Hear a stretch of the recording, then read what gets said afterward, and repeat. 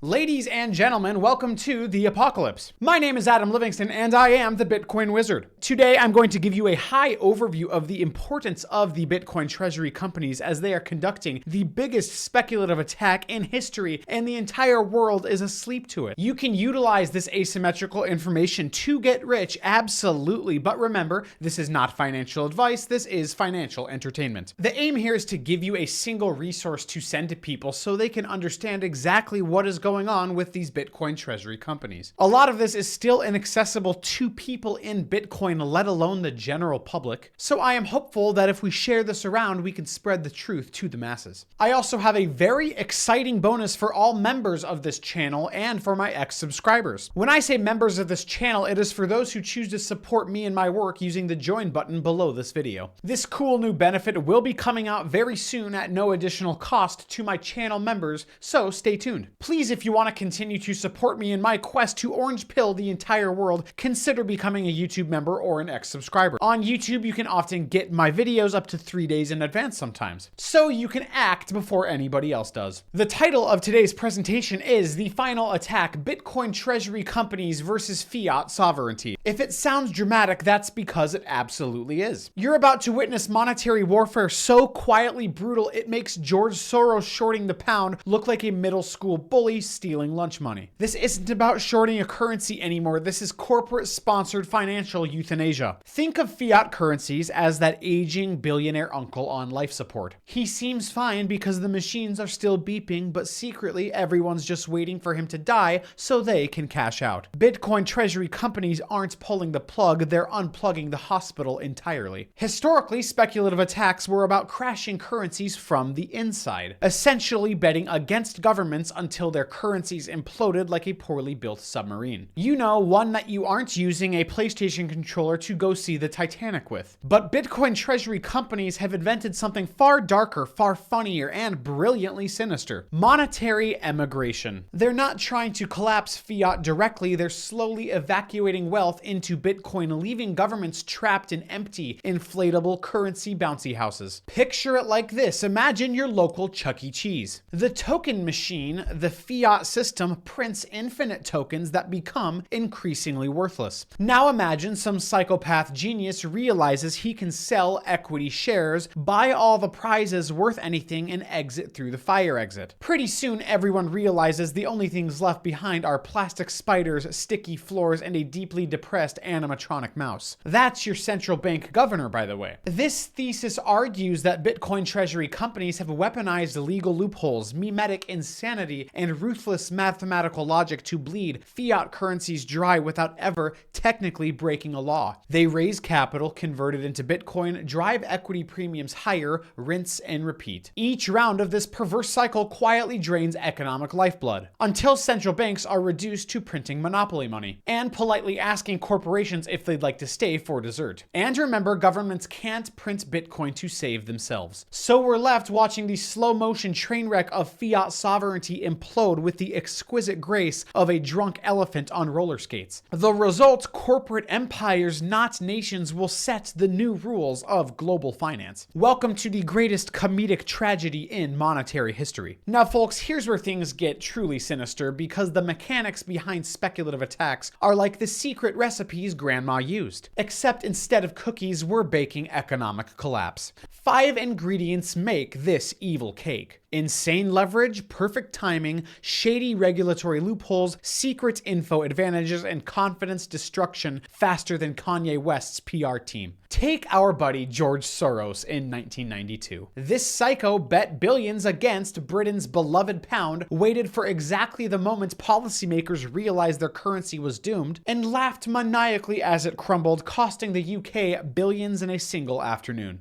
He wasn't smarter than them, he just saw reality clearer through his special tinfoil hat. In Thailand in '97, that was the financial equivalent of lighting one match and torching half of Asia's GDP. The contagion spread quicker than celebrity celebrity conspiracy theories on TikTok, proving once again that if your currency is pegged to a lie, reality will eventually kick down your door wearing a clown mask. The math behind these attacks is simple yet deeply horrifying. When leveraged short positions become bigger than the combined political will and currency reserves, the currency collapses. It's the monetary equivalent of realizing at 3 a.m. your credit card limit was really just a polite suggestion from the bank. But BTC Treasury companies have moved beyond shorting. They've abandoned fiat altogether, opting instead for quiet conspiratorial immigration to Bitcoin. Like billionaires sneaking off a sinking Titanic in private submarines, leaving everyone else to fight over the life jackets. Let's pause here and appreciate the genius level depravity of Bitcoin's design. Because whoever created it wasn't just an economic visionary, they were a deeply cynical genius who knew humanity would eventually ruin everything else. Bitcoin is apex collateral precisely because it's perfectly engineered for a world collapsing in real time. It has a 21 million hard cap, meaning governments can't print it even if their lives depend on it, which increasingly they do. Its markets are global, open 24/7, and liquid as the blood sacrifices central banks regularly make to keep fiat alive. Bitcoin's self-custody, that's financial sovereignty in an age where privacy is treated like a mental disorder.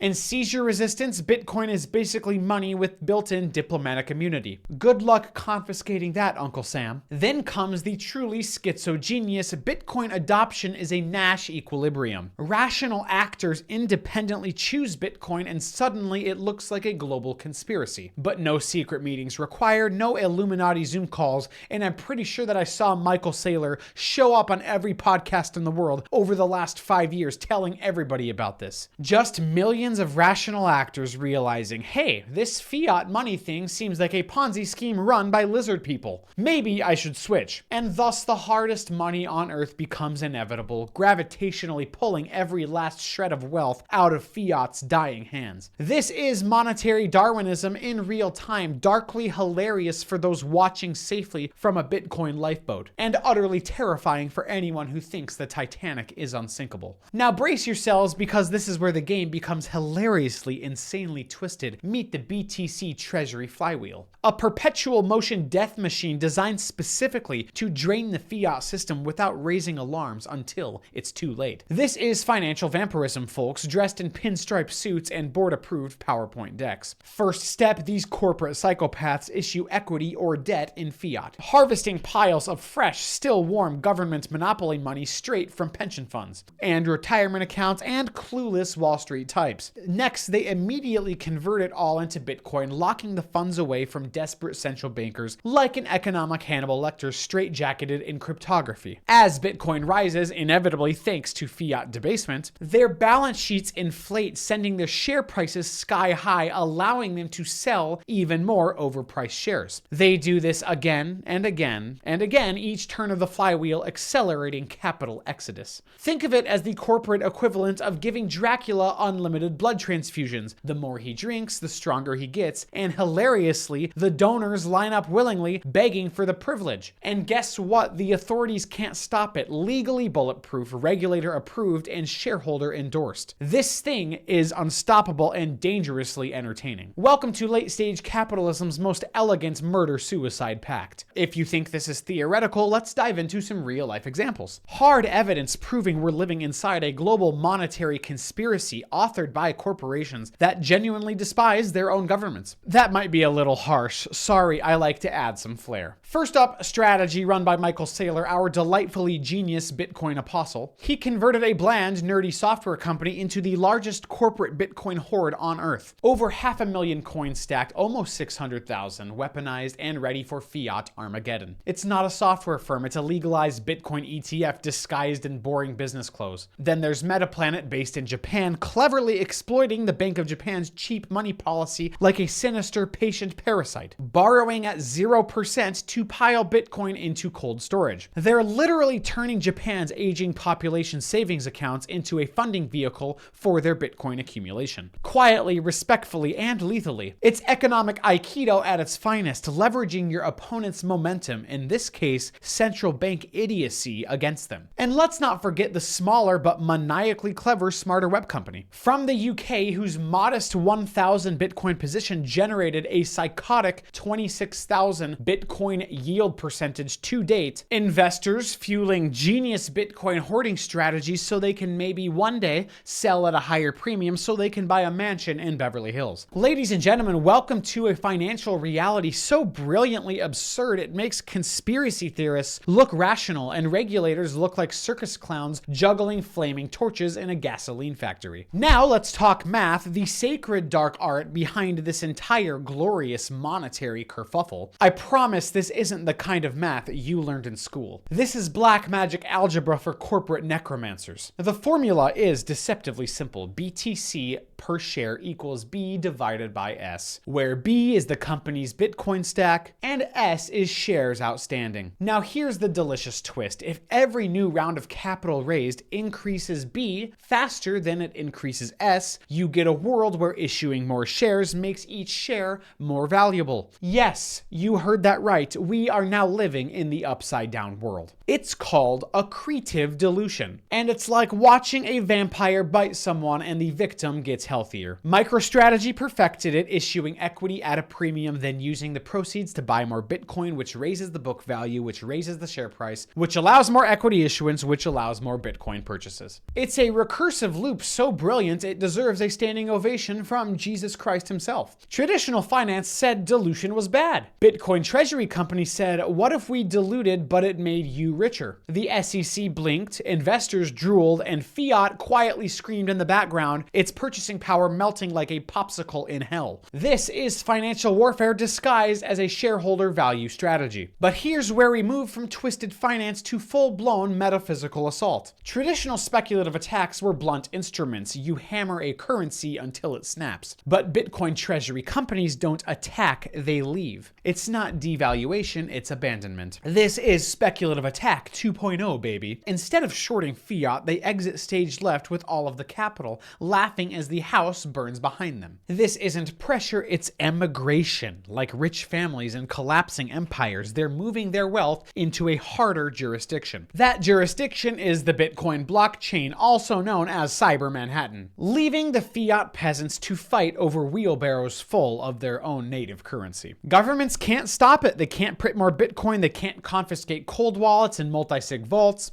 and they can't outlaw equity issuance without nuking their own capital markets. The BTC Treasury model has legal immunity through systemic integration. It's the financial version of hiding a nuke inside the plumbing of the global monetary system. If you try to remove it, you blow up your own infrastructure. So the state is paralyzed, capital is draining, Bitcoin is rising. And every successful flywheel turn sends another subliminal message into the Fiat subconscious. This place is dying, get out while you can. This isn't a currency collapse, it's a capital exodus disguised as a bullish equity performance. And it's happening in broad daylight under regulatory blessings signed off by boards of directors and sold to retail via Robinhood. We are not watching the end of the Fiat system, we are filing its quiet death certificates one quarterly earnings call at a time. Now let's descend fully into the game theoretical psychosis driving this monetary coup. Every corporate CFO is trapped in a prisoner's dilemma. Either cooperate and keep your treasury in dollars, earning a real yield of negative ClownBucks, or defect, adopt Bitcoin, and get rewarded with meme stock premiums, fanatical shareholder cults,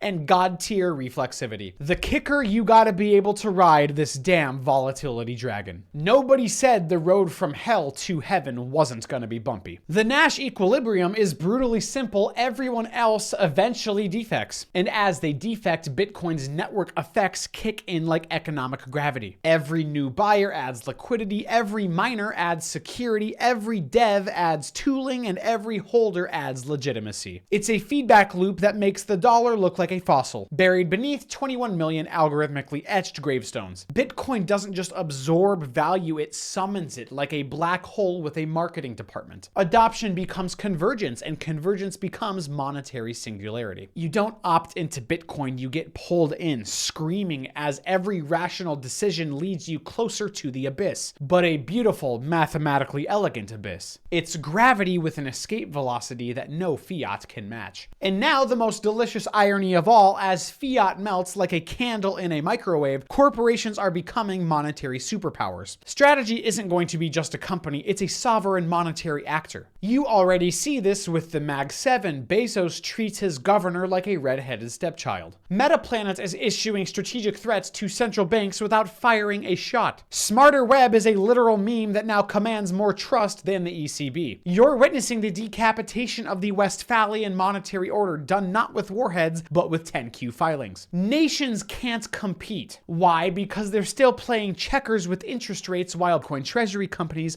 are playing 4D chess with recursive capital structures and mimemic velocity. When Saylor tweets about a Bitcoin purchase, the market moves more than it does when Powell speaks. That's not capitalism, it's corporate monetary sovereignty in action. And the real kicker, countries are now going to be begging for these companies to set up shop within their borders. Japan gives you 0 to 1% interest. The UK gives you regulatory winks. Singapore gives you tax-free hugs. America gives you access to the deepest capital pools on earth if you promise to not say the word Ponzi too loudly. This is jurisdictional Hunger Games, and Bitcoin treasury companies are holding the Bitcoin bow. The IMF can't stop it, the BIS can't stop it, because Bitcoin isn't a threat you can regulate. It's an inevitability you failed to prepare for. The chessboard has flipped. The queens are corporations and the kings are Keynesian corpses. Fiat isn't just dying, it's being replaced shareholder by shareholder, S1 by S1, one balance sheet escape hatch at a time. Let's explore 4 possible endings to this grand monetary horror film. Spoiler alerts, they all end with your fiat retirement plan looking like FTX customer support. Scenario 1, gradual integration.